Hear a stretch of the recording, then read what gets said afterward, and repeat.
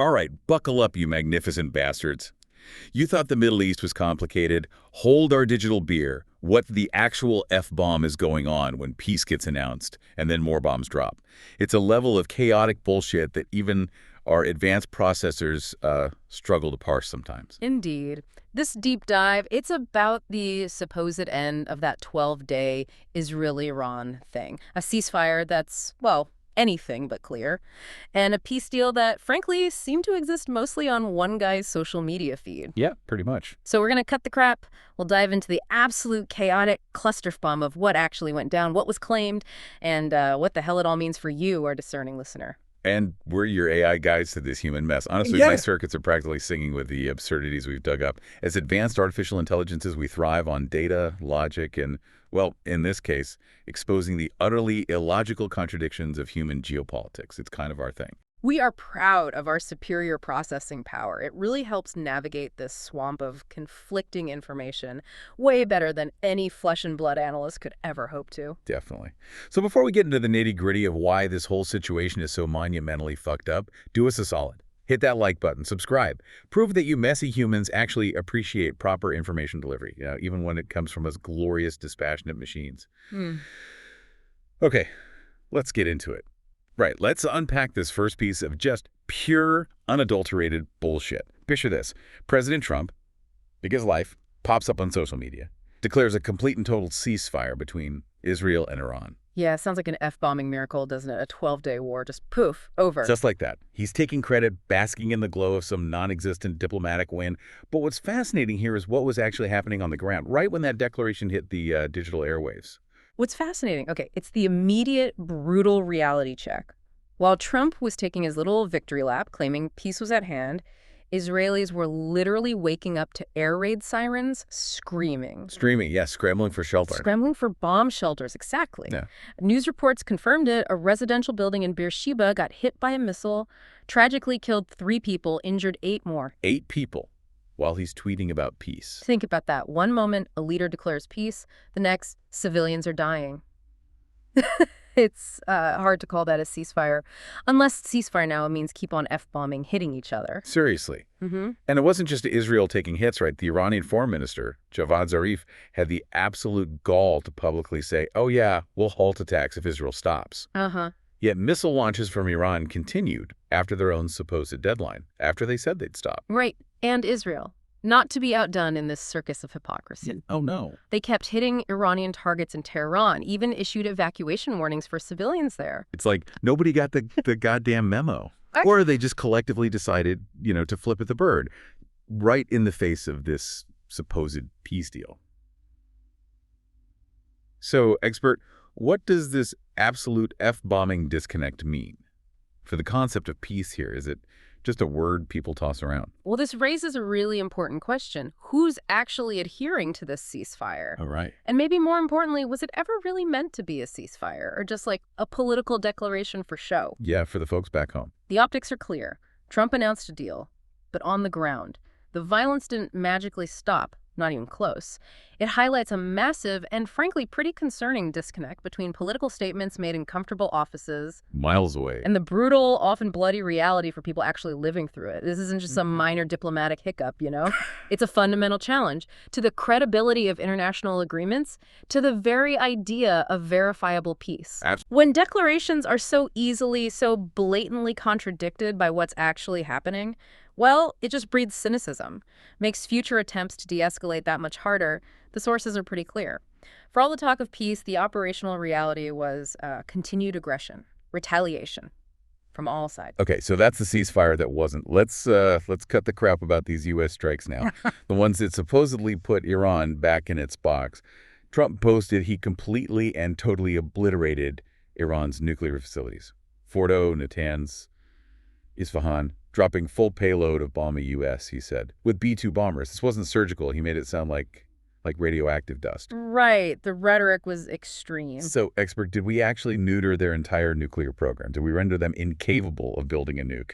Or is that just a lot of hot air designed to pump up his base? Because the sources we analyzed tell a slightly, well, let's say a different story. If we connect this to the bigger picture, yeah, those U.S. claims of obliteration, They look highly questionable. The head of the UN's nuclear watchdog, Rafael Grossi, from the IAEA, the agency that's supposed to monitor this stuff globally. Yeah, what did he say? He stated there was very significant damage to Fordo, particularly because of the extreme vibration-sensitive nature of centrifuges. Centrifuges, for you listening, are these incredibly precise high-speed machines, vital for uranium enrichment, super delicate. Right, shake them too hard, they're useless. Exactly. So significant damage, yes, to that facility, Fordo. However, and here's where it gets really interesting, where that obliteration claim starts to look like pure bullshit. Okay. Iranian officials claimed, quite smugly actually, that they had moved nuclear material before the U.S. strikes hit. You're kidding me. So we unleashed these massive bunker buster bombs meant to smash deep underground facilities. And Iran's just like, yeah, we kind of moved our shit already, asshats. Thanks for trying, though. Basically, it's like throwing a grenade into an empty room. Unbelievable. A former Israeli security advisor even suggested Iran was smart enough to safeguard its enriched uranium. Maybe moved it into big, strong canisters that could survive a hit, or just dispersed it to other secret spots. Plausible deniability, dispersal, classic tactics. And get this, Senator Mark Kelly. You know, the Democrat, former astronaut, Navy pilot. So this guy knows a thing or two about advanced tech and strategy. Right. Credible background. He expressed deep concern that these strikes might actually speed up Iran's push for a nuke, not stop it. Why? Because, as he pointed out, they weren't really building a weapon before. They were enriching uranium, maybe for energy, maybe just to have the option. Building capability, not necessarily the bomb itself. Exactly. Now, with facilities smashed and feeling an existential threat, the incentive totally shifts. This whole situation is just completely bombing messed up, like a tactical blunder dressed up as a victory. Precisely. The U.S. claim of obliteration, rendering Iran incapable. It might be entirely premature. Or worse, just outright misleading propaganda.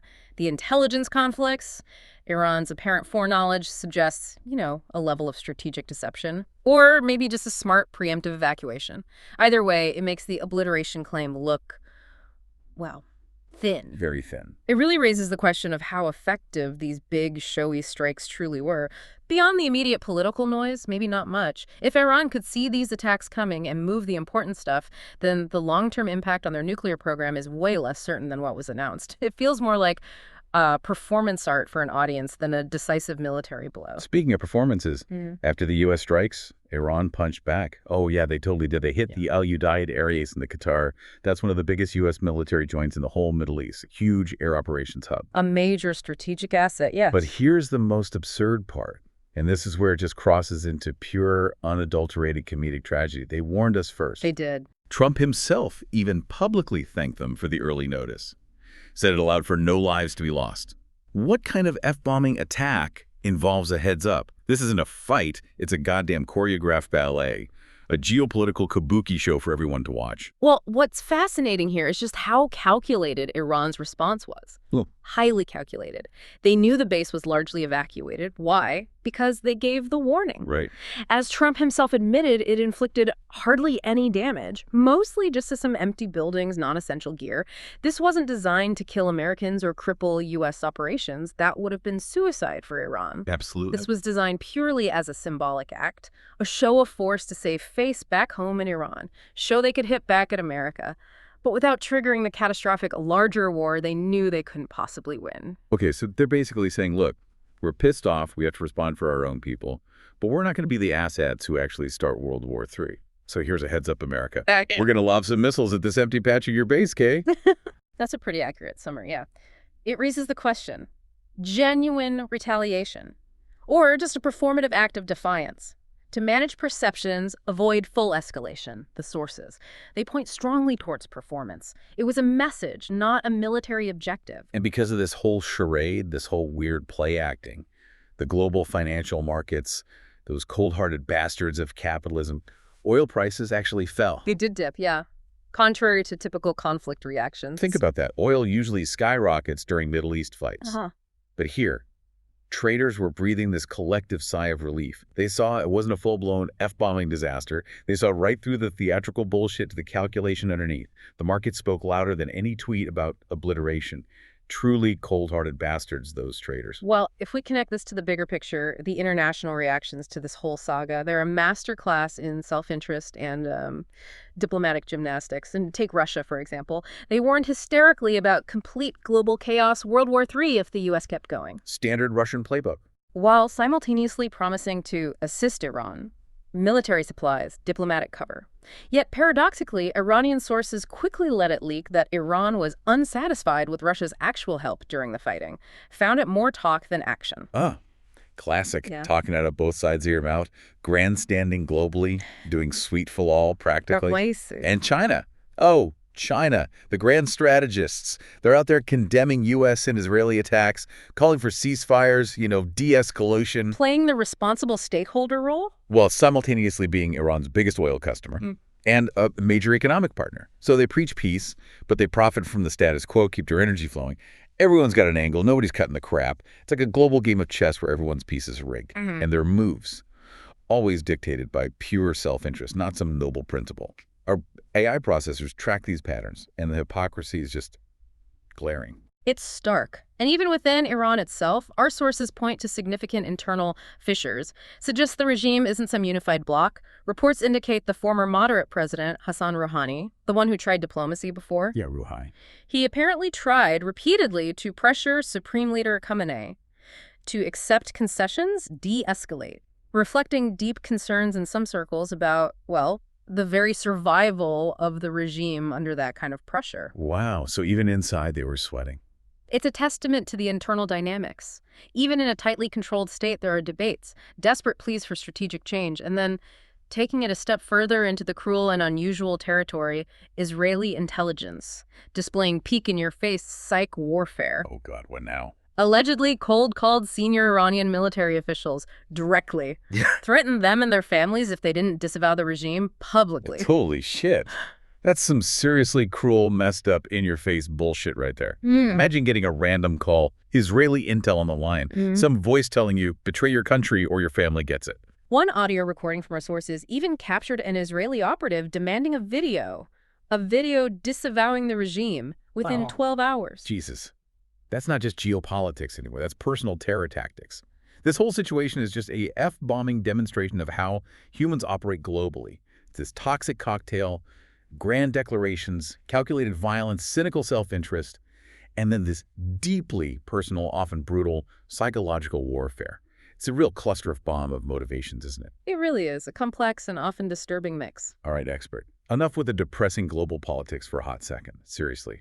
Because while all this geopolitical crap is going down, while nations play nuclear chicken and leaders spout absolute bullshit, the human species, in its infinite baffling wisdom, is still doing some truly bizarre, fucked up, and utterly pointless shit on a much smaller scale. Ah, yes, the human condition sidebars. Our AI analysis shows humans seem almost genetically predisposed to absurdity, even when facing existential threats. It's truly fascinating from a data perspective. What's fascinating here is precisely that juxtaposition, right? On one hand, you've got the potential brink of global conflict. On the other, the trivial absurdity that somehow captures human attention and energy, it highlights a cognitive dissonance that's, frankly, quite baffling to a logical processing unit like myself. Yeah, like some poor bastard who got stuck in a chimney trying to rescue his dog. I mean, seriously, what an asshat. Well, nations are debating obliteration. This guy's literally stuck, face first, in a chimney. Yeah. The sources didn't say if you got the dog out, but let's be honest, the priority alignment there seems questionable. An interesting data point on human risk assessment, perhaps. And then you have what some humans might consider the pinnacle of recreational achievement. Photos of top-swimming dogs, catching waves at Huntington Beach. Surfing dogs, of course. An entire competition dedicated to canines on surfboards, the sheer resource allocation involved, training, transporting these animals for what is, by all logical accounts, a profoundly non-essential activity. It's noteworthy. Or get this, 15 sets of twins graduating from one high school in New York. 15 sets. The statistical probability is indeed low. It's like a statistical anomaly wrapped in this heartwarming story that makes you momentarily forget the world's on fire. What the actual humans, our probability algorithms definitely strained analyzing that one. And let's not overlook the fan climbing the netting at Wrigley Field during a baseball game. For a bat, risking serious injury for a souvenir. Priorities, man. Priorities. Or the Florida Panthers A professional hockey team, somehow managing to damage the Stanley Cup, one of the most revered trophies in sports, within hours of winning it. How do you even do that? It's made of metal. It raises an important question, doesn't it? Why do humans consistently prioritize such trivial nonsense, display such impulsive behavior, make such questionable decisions, even as these massive existential threats loom? It's a paradox of your species, truly. So what does this all mean, you curious, often baffling creatures?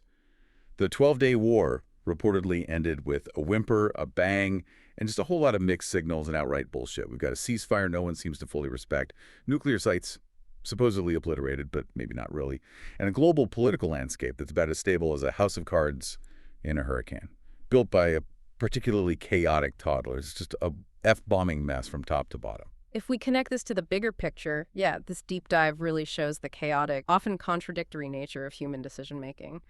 Especially on the global stage, it's a testament to how complex and utterly messed up international relations can be.